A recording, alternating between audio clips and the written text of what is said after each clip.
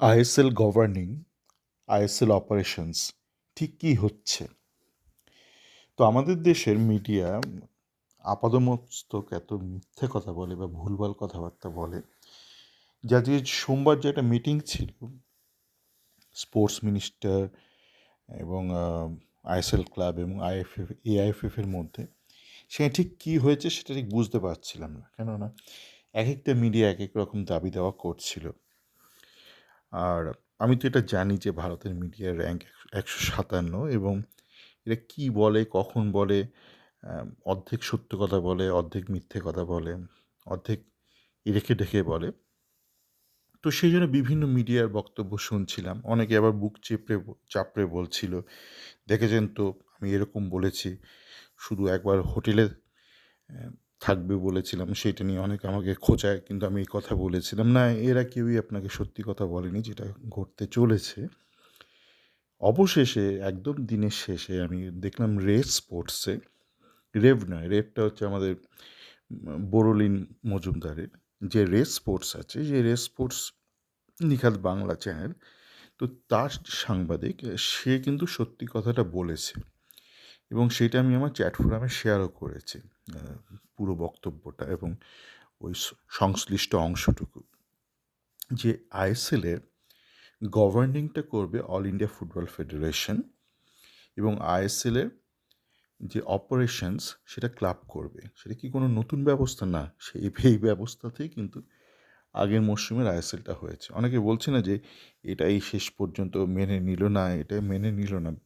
যেটা হচ্ছে সেটা হচ্ছে যে আগের মরশুমে যেটা হয়েছে, যেই মরশুমে ইস্টবেঙ্গল আইএসএলটা জিতলো, সেই মরশুমে যেটা হয়েছে ছোট আকারে, সেইটাই হবে আগামী মরশুমে। এখন পর্যন্ত যেটা বোঝা গেল রেস স্পোর্টসের বক্তব্য থেকে, ISL governing by all India federation, ISL operations by the ISL clubs.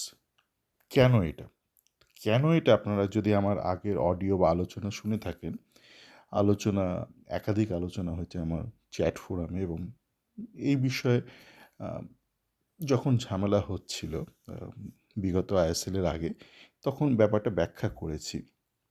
যে নিয়মটা আছে, ফিফার নিয়মটা, সেটা হচ্ছে যে দেশে যে শ্রেষ্ঠ মানে উচ্চতম যে লিগটা রয়েছে, যে টপ টায়ার লিগ, সেই লিগের মালিকানা, ওনারশিপ বা গভর্নেন্সের দায়িত্বে কিন্তু থাকবে সেই দেশের ফেডারেশন, মানে ভারতের ক্ষেত্রে অল ইন্ডিয়া ফুটবল ফেডারেশন। সেটাই কিন্তু হতে চলেছে, মানে আগের মরশুমে তাই হয়েছে, এই মরশুমে সেটা হতে চলেছে। এবং আপনারা যারা আমার অডিওগুলো শোনেনি তারা অনেকেই বলতে পারেন ইপিএল, অস্ট্রেলিয়া লিগ, এইগুলো লিগগুলো বাইরে থেকে দেখে মনে হয় প্রাইভেট ক্লাবরা চালাচ্ছে বা ক্লাবরা চালাচ্ছে। আপনি যদি একটু খোঁজ নিয়ে দেখেন ওদের যে অ্যাডমিনিস্ট্রেশন যে স্ট্রাকচারটা, সেটা কিন্তু ফিফার সাথে কমপ্লায়েন্ট। কীভাবে কমপ্লায়েন্ট? আবার রেপিটিশন হয়ে যাচ্ছে। ধরুন অস্ট্রেলিয়া এ লিগ, সে দেশের একটা ফেডারেশন তো চালায়। সেই ফেডারেশনের যে স্ট্রাকচার রয়েছে, যে বিভিন্ন পদাধিকার ব্যক্তিরা রয়েছে, বিভিন্ন পোস্ট রয়েছে, সেই পোস্টের মধ্যে কিন্তু ক্লাবের রিপ্রেজেন্টেটিভরা রয়েছে। এবার ধরুন সামনের মৌসুমে ধরুন সমস্ত ক্লাবের প্রতিনিধি ধরুন থাকলো, মানে ভারতে কিন্তু কিছু থাকছে না। যদি এই লিগ বা ইংলিশ প্রিমিয়ার লিগ বা ইউএসএর এমএলএসের স্ট্রাকচারে হতো, তাহলে ধরুন সামনের মরশুমে ইস্ট বেঙ্গলের থেকে একজন প্রতিনিধি থাকতো অল ইন্ডিয়া ফুটবল ফেডারেশনে, বেঙ্গালুরু থেকে থাকতো, মোহনবাগান সুপার জায়ান্ট থেকে থাকতো, ডায়মন্ড হারবার থেকে থাকতো, মানে যতগুলো ক্লাব খেলবে সামনের মরশুমে আইএসএল।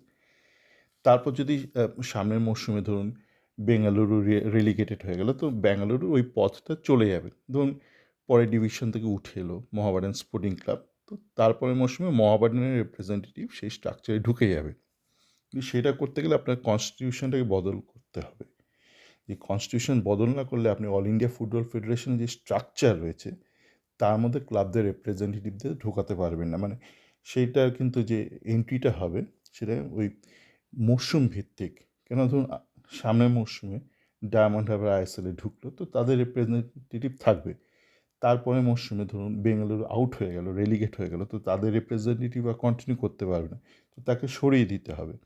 তো এই পুরো ব্যাপারটা মেকানিজমটা যে অ্যাডমিনিস্ট্রেটিভ মেকানিজমটা সেটা আপনার কনস্টিটিউশনে ইনকর্পোরেট করতে হবে যাতে করে আপনার অল ইন্ডিয়া ফুটবল ফেডারেশনের স্ট্রাকচারটাই সেই অনুযায়ী হয়। সেইটা যতক্ষণ না হচ্ছে, কেন হচ্ছে বা হচ্ছে না সেটা আমাকে প্রশ্ন করবেন না, আমার সেটা কাজ নয়। ততক্ষণ কিন্তু এইভাবেই চালাতে হবে। কীভাবে? আগের মরশুমে যেইভাবে চলেছে, ক্লাবরা একটা টাকা দিয়েছে, এই মরশুমে একটু বেশি টাকা দেবে।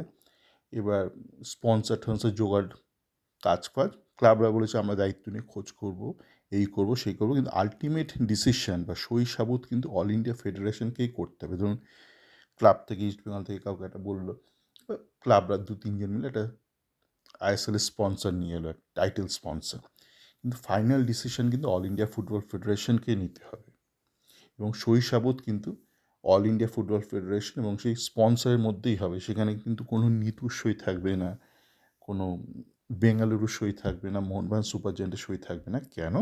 কেননা তারা গভর্নেন্সের মধ্যে নেই, তারা অপারেশনস করতে পারে। তো এইটাই মোদ্দা কথা।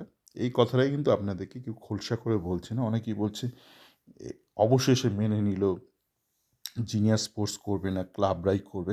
ক্লাবরা কী করবে? ক্লাবরা অপারেশনসটা করবে, মালিকানা। আগে যেমন গত মরশুমের আগের পর্যন্ত আইএসএলের শুরুর মরশুম থেকে মালিকানা এক প্রকার ছিল এফএসডিএলের হাতে, তারাই সমস্ত ডিসিশন নিত। কিন্তু ফিফার নিয়ম অনুযায়ী সেটা চলতে পারে না। একটা দেশে টায়ার ওয়ান লিগের মালিকানা কোনো নন ফেডারেশন এন্টিটির হাতে থাকতে পারে না, কোনো প্রাইভেট এন্টিটির কাছে থাকতে পারে না। তো সেই জন্য কিন্তু ওই এফএসডিএলের মডেলটা চললো না, মানে ফিফার অ্যালাউ করলো না। তো গত মরশুমে যেই মডেলে চলেছে, আগামী মরশুমে হয়তো সেই মডেলেই চলবে, মানে মালিকানা থাকবে অল ইন্ডিয়া ফুটবল ফেডারেশনের হাতে। মেজর ডিসিশনস সাইনিং করবে, মানে কন্ট্রাক্ট যেগুলো সাইন হবে, ধরুন title sponsor, it would be between all India football federation and that sponsoring company. সেখানে কিন্তু ইস্ট বেঙ্গলের বা বেঙ্গালুরু কারো কোনো সই থাকবে না। সকলে ভালো থাকবেন।